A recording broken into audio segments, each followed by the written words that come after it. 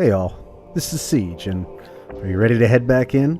They say knowledge is power, so let me arm you with a little extra lore before you, one more time, rage against the wrath of the machine. If you enjoy the video, please consider liking and sharing. Here we go.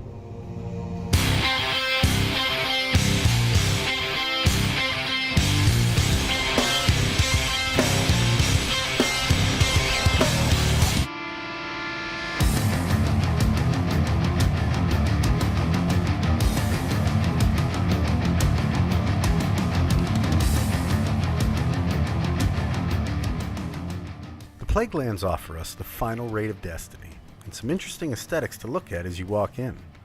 The entrance to the raid is of particular interest, as most of us know now that it was once the topmost segment of the ship we've seen in Destiny since day one.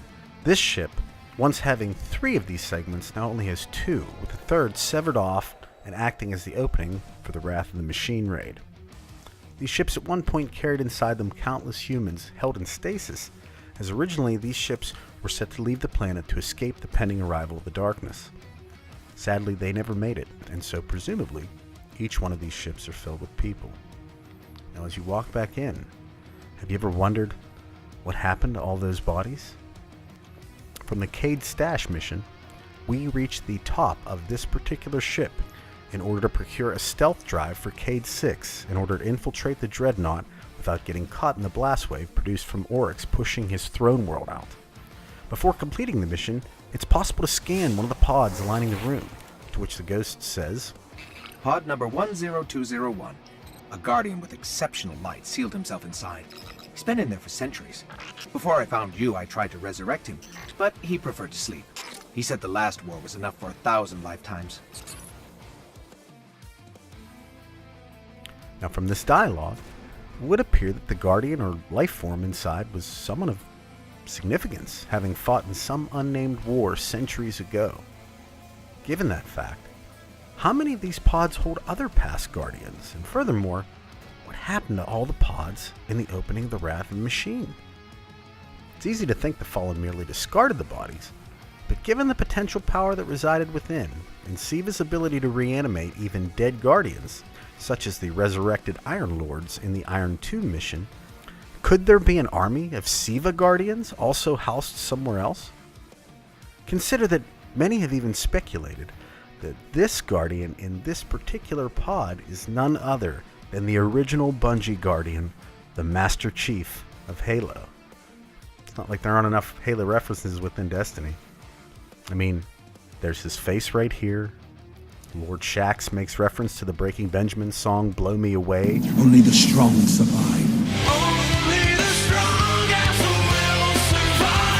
The music used for the Gravemind battle in Halo 2 before particular Crucible matches. And this image found in Halo ODST does suggest that these 2 games share the same universe. Why do I bring this up? Well, Destiny 2 will have a Rasputin-themed DLC, and the superfan in me considers the possibility of a, wait for it, a Siva-infused Master Chief as the final raid boss. Seriously, what would you do if that happened? I might honestly quit video games altogether personally, as I feel like I would have witnessed the peak of my gaming experience. I'm not really sure anything could be better than that. Who controls Siva? Who does control Siva? I mentioned in previous videos that it's all but certain that Rasputin controls at least some aspect of Siva.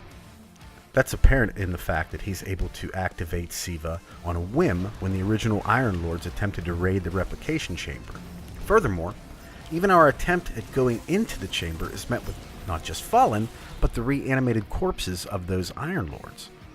From what we see during the game, there really isn't any evidence to support the Fallen having this capability, and furthermore, the Grimoire even shows us that another presence is acting upon Axis, the supposed Archon Prime, taking control of his mind and his behavior. From this, I think it's safe to assume that Axis, like the rest of the devils infused with Siva, are merely using these powers, not controlling them. Or are they the ones being used? One could speculate that the Fallen are acting on orders they don't even know the origin of. being more enamored with the power that they've been given than understanding what that power is, what the consequences for wielding it might be, and ultimately, whose agenda they may be serving in the process, which one could assume at least to be Rasputin. However, it is possible that Rasputin is only one of Siva's masters. Originally, Siva was developed by Clovis Bray, and has not shown, at least up to this point, the ability to possess sentience. Rather, it needs a direction from an outside source. So is it possible another has taken control of Siva with a more nefarious idea in mind? Keep in mind it was the Cabal defending the data cache in the Mars mission Download Complete, where we procure Siva sample information. So it's entirely possible that they have explored the possibility of its utilization. Could this be what the Flares originally learned from Rasputin during their communication in the Dust Palace strike? Where are the other Iron Lords? Now, the lore tells us that when the Iron Lords realized they were being overwhelmed within the replication chamber, Yoder took it upon herself to seal her and the other lords in the chamber in an attempt to destroy Siva and stop it from leaving the area. The 8 others that were trapped along with her were Gelion, Radagast, Perun, Silmar, Felwinter, Scory, and Timur. In the mission Iron Tomb, we are confronted by the reanimated corpses of Yoder, Gelion, and Felwinter. The question I'm left wondering is, where are the others? Why is there no trace of the 5 other Iron Lords in this chamber? I've literally searched everywhere, and I can find no semblance of anything related to the Iron Lords within the sealed area of the vault. It seems odd to me, as Yoder, Gelion, and Felwinter's bodies seem pretty well preserved, especially given the time it's been since these humans have been dead. A theory out there suggests that this is just their armor being reanimated by Siva, but look, they have faces. Preserved faces. Ugly, creepy preserved faces, but they're there all the same. How is this possible? And again, where are the others then? The room itself doesn't even look that bad, considering the explosion. So I find it hard to believe that the others just combusted or even decayed at some point. Again, where's the armor? Have we not seen the last of the possessed Iron Lords? Are these Siva powers in Destiny 2?